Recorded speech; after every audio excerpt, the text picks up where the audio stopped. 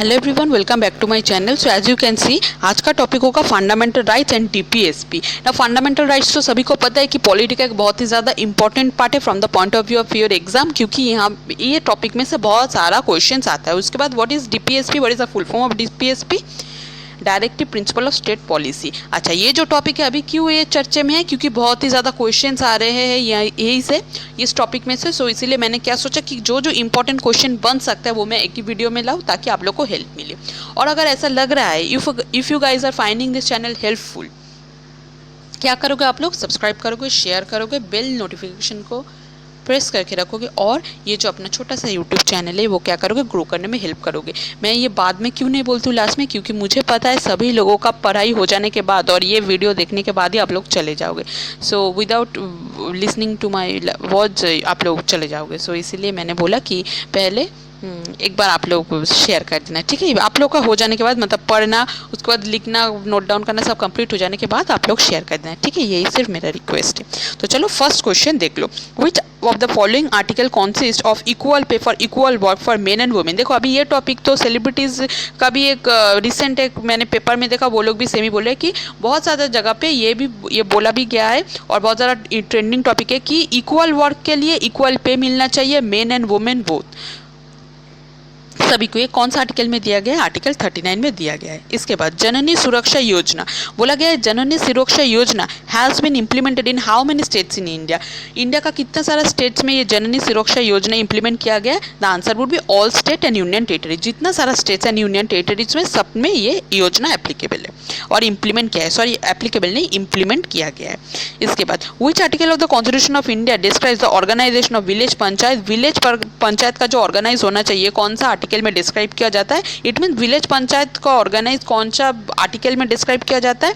The answer would be article 40, ठीक है? अब देखो धारा क्या है? एक एनुअल मीटिंग है।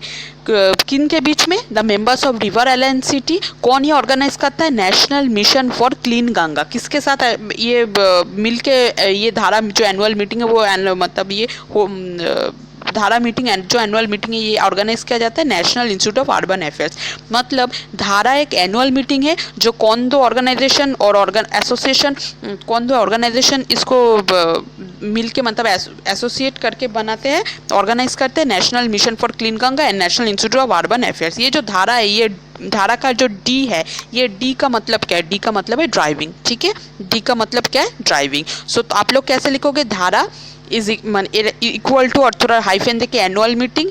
इसके बाद लिखोगे river city between members of river city alliance. अच्छा है, इसके बाद लिखोगे कौन कौन ऑर्गेनाइज करता है, ऑर्गेनाइज देके छोटा सा हाइफेन देके लिखोगे national mission for clean Ganga and national institute of urban affairs, ठीक है? अच्छा, ये कहाँ पे हुआ था? पुणे में।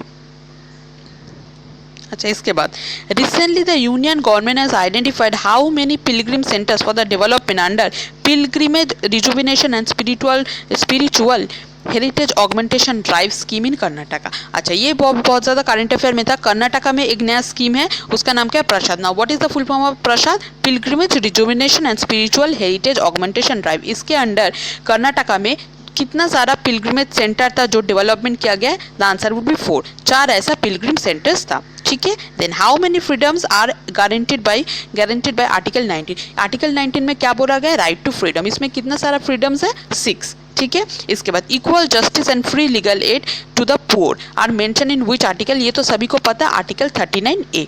Then, which of the following categories of fundamental rights incorporates protection against untouchability in form of discrimination? The answer would be right to equality. Then, which article of the Indian Constitution abolished the practice of untouchability? Article 17.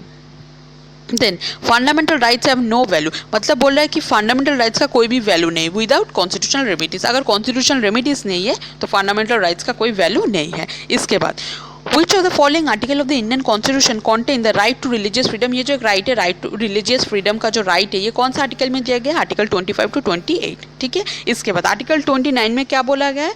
Protection of interest of minorities, ठीक है? इसके बाद part 3 जो है constitution का, वो कौन सा आर्टिकल, मतलब कौन कौन सा आर्टिकल फॉर्म कर रहा है? आर्टिकल 12 to 35, ठीक है। आर्टिकल 12 टू आर्टिकल 35 कौन सा पार्ट में दिया गया है? पार्ट 3। इसके बाद ये जो राइट टू एजुकेशन है, ये जो फंडामेंटल राइट्स में ऐड किया गया था, उसका आर्टिकल कौन सा है? Article 21A। ये बहुत ही ज़्यादा इंपॉर्टेंट है, क्वेश्चन में आता है, इसलिए इसको डबल स्टार मार्क कर लेना और आप लोग एक बार एकदम अच्छे से ध्यान से देख लेना, ठीक है। इसके बाद which fundamental right is called as the heart and soul of constitution? देखने में तो बहुत ही ज़्यादा ईजी लग रहा है क्योंकि हम लोग बार बार पढ़ रहे हैं, पर यही क्वेश्चन में आ जाते हैं, ठीक है। कौन सा आर्टिकल को heart and soul of constitution कहा जाता है? आर्टिकल 32। इसका मतलब कौन सा है? Right to constitutional remedies. अच्छा, heart and soul of Indian constitution article 32 को किन्होंने बोला था? The answer would be B.R. Ambedkar, ठीक है। इसके बाद Which article confers the right to remedies for the enforcement of fundamental rights? Answer same, क्या होगा? Article 32। Then from which country constitution borrow DPSP? जो DPSP के बारे में हम लोगों ने बोला, what is the full form of DPSP? Directive principle of state policy. ये कहाँ से लिया गया है? आयरलैंड से, ठीक है। इसके बाद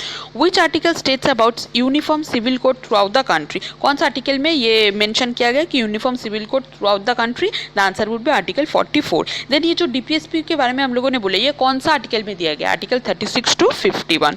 and last of question of this video, under which article of the Indian constitution have the citizen been given fundamental rights? ये जो फंडामेंटल राइट्स दिया गया है, कौन सा आर्टिकल में दिया गया है? Article 12 to 35। और थोड़ी देर पहले हम लोगों ने क्या पढ़ा? आर्टिकल 12 टू 35 कौन सा पार्ट में दिया गया है? पार्ट 3। तो इसी के साथ जो जो important questions from the point of view of your exam बन सकता है, मैंने ये वीडियो में एक ला दिया है आप लोगों के लिए, और आप लोगों को ज़रूर से ज़रूर हेल्प मिलेगा, प्रोवाइडेड कि you guys are watching this videos continuously. You guys